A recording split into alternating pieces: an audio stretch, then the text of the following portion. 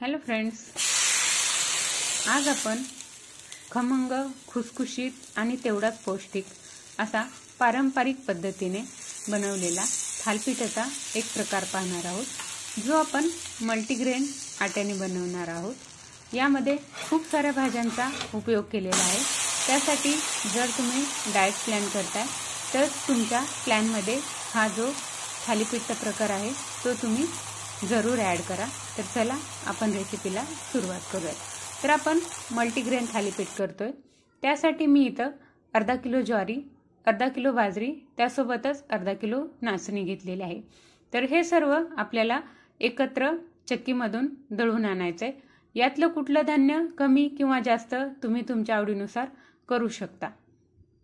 तर इथं मी हे सर्व एकत्र असं दळून आणलेलं आहे। तर हा आपला मल्टीग्रेन आटा तयार झाला। तर एक लक्षात ठेवायचंय, बाजरीचं पीठ जास्त दिवस राहिल्याने ते कडू होतं। तर तशा पद्धतीनेच तुम्ही तुमची किती आवश्यकता आहे अशा पद्धतीनेच 15 ते 20 दिवसाच्या जेवढं आपल्याला पुरेल तेवढं पीठ तुम्ही तयार करून आणा। तर आता आपण पुढची रेसिपी पाहूयात। तर यामध्ये आपण खूप साऱ्या भाज्यांचा वापर केलेला आहे। इथे मी कोबी, पालक, कांदा, कांद्याची पात, थोडीशी कोथिंबीर आणि मेथी हे सर्व भाज्या मी एकदम बारीक चिरून घेतलेल्या आहेत।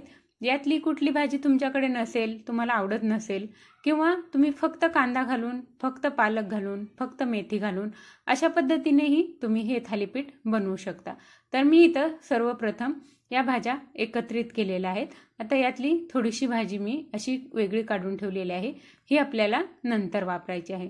तर आता आपण पीठ मळायला सुरुवात करूयात। तर या मिक्स केलेल्या भाज्या मी ज्या ताटात पीठ मळायचंय त्या ताटामध्ये अशा घालून घेतलेल्या आहेत। जास्तीत जास्त भाज्यांचा तुम्ही यामध्ये वापर करा। यामध्येच आता मी जे आपण दळून आणलेले होतं मिक्स पीठ ते मी 1.5 वाटी घेतलेलं आहे। तुम्हाला जेवढी आवश्यकता आहे तेवढं तुम्ही घ्या। आता यामध्येच आपल्याला 2 चमचे बेसन ॲड करायचं आहे। मी जेव्हा हे दळण आणलं त्यामध्ये मी चणा डाळ ॲड नाही केली, कारण या पिठाची आपण भाकरीही करून खाऊ शकतो। मग चणा डाळींनी भाकरी करपते म्हणून मी असं बेसन वरून घेतलेलं आहे। तर यामध्ये आता आपण बाकीचे मसाले घालूयात।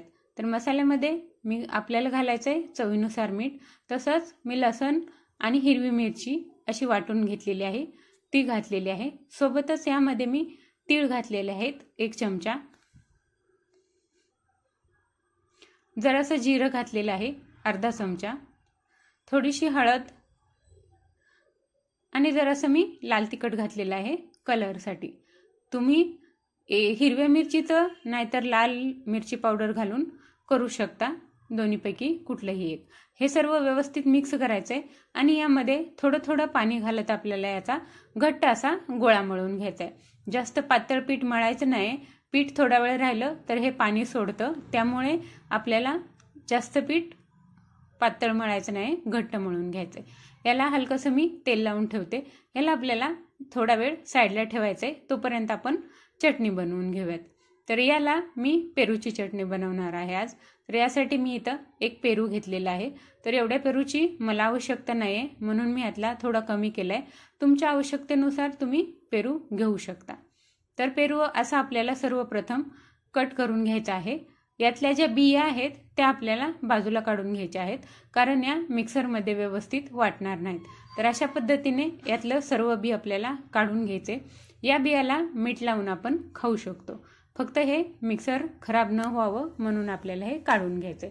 तर यातल्या सर्व बिया काढून घेऊन आपल्याला या पेरूला आणखीन थोडं बारीक चॉप करून घ्यायचे।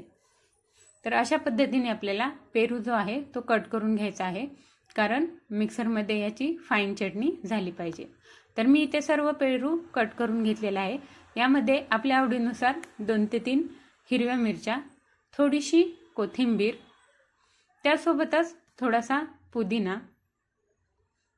आपण किती चटणी बनवतोय यावर याची क्वांटिटी अवलंबून आहे। तर यासोबतच यामध्ये आपल्याला थोडंसं मीठही घालायचं आहे।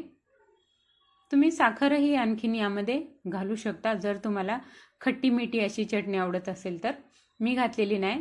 थोडासा लसूण घालून थोडं थोडं पाणी घालून आपल्याला अशी याची एकदम फाईन चटणी बनवून घ्यायची आहे। तर आपली चटणी तयार आहे। तर आता आपण थालीपीठ बनवूयात। तर इथे मी एक कॉटनचा कपडा घेतलेला आहे ओला करून, याच्यावरच आपल्याला थालीपीठ बनवायचं आहे, कारण पारंपरिक पद्धतीने असंच बनवलं जातं। याला आपल्याला आणखीन थोडंसं पाणी टाकून असं शिंपडून पाण्याने ओलं करायचं आहे, कारण जे थालीपीठ आहे ते निघलं पाहिजे आपलं। आता जे आपण पीठ मळून ठेवलेलं होतं त्यातील पिठाचा थोडासा गोळा असा आपल्याला घ्यायचा आहे। हातावरती तो गोल करून आपल्याला या ओल्या केलेल्या कापडावरती तो ठेवून घ्यायचा आहे।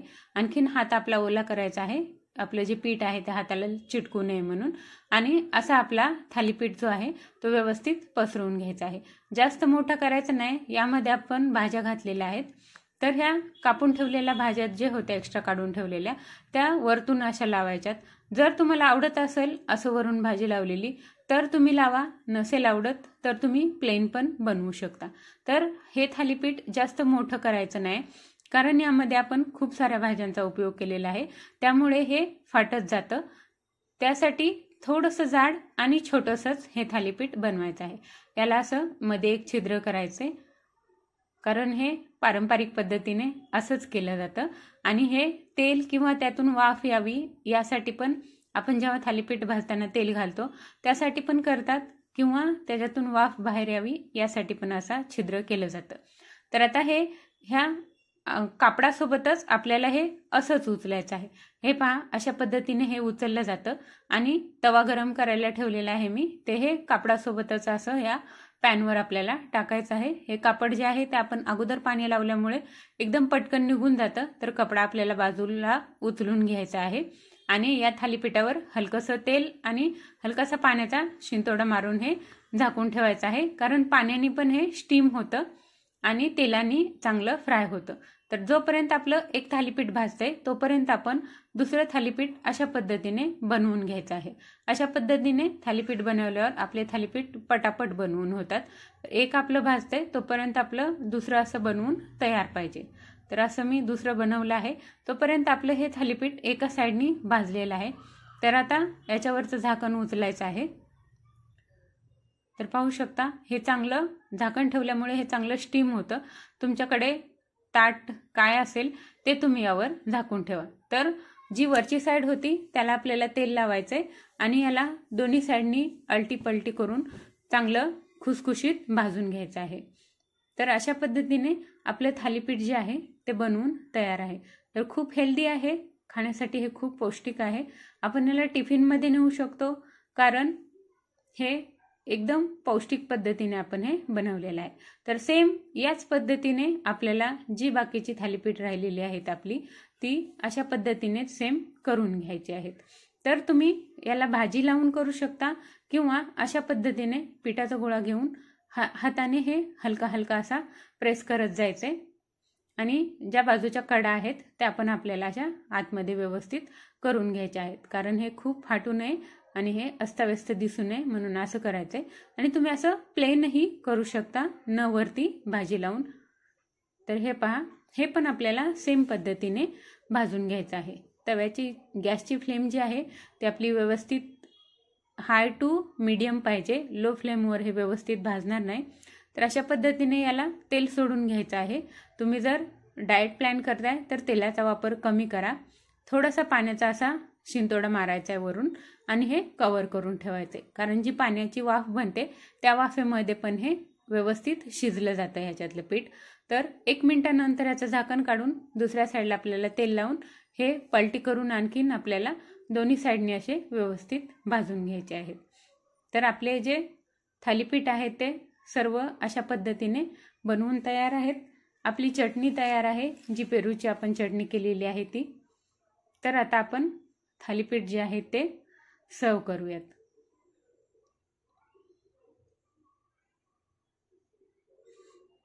तर सर्वप्रथम आपण जी पेरूची चटणी बनवली होती ती चटणी, आणि त्यानंतर आपले बनवलेले थालीपीठ। तर हे थालीपीठ मल्टीग्रेन आहेत, त्यासोबतच आपण खूप साऱ्या भाज्यांचा वापर यामध्ये केलेला आहे, त्यासाठी हे खूप हेल्दी आहेत। तुम्ही डाएट प्लॅन करताय तर डाएट प्लॅनसाठी हा खूप एक चांगला ऑप्शन आहे। तुम्ही याला ब्रेकफास्टसाठी बनवू शकता, टिफिनमध्ये नेऊ शकता किंवा डिनरसाठी पण बनवू शकता। तर अशा पद्धतीने आपली आजची थालीपीठची रेसिपी, मल्टीग्रेन थालीपीठची रेसिपी तुम्हाला कशी वाटली मला कमेंट नक्की करा। रेसिपी आवडली असेल तर चॅनलला सबस्क्राईब करायला विसरू नका। त्यासोबतच व्हिडिओला लाईक पण करा आणि जे आपलं मल्टीग्रेन पीठ आहे त्याची आपण भाकरीही बनवून खाऊ शकतो। जर तुम्हाला भाकरी व्यवस्थित बनवता येत असेल तर तुम्ही त्याची भाकरीही बनवून खाऊ शकता किंवा असं हे टिफिनसाठी हे थालीपीठ तुम्ही बनवून नेऊ शकता। तर अशा पद्धतीने आजची आपली रेसिपी तयार आहे। तर आजच्या व्हिडिओसाठी धन्यवाद आणि थँक्यू।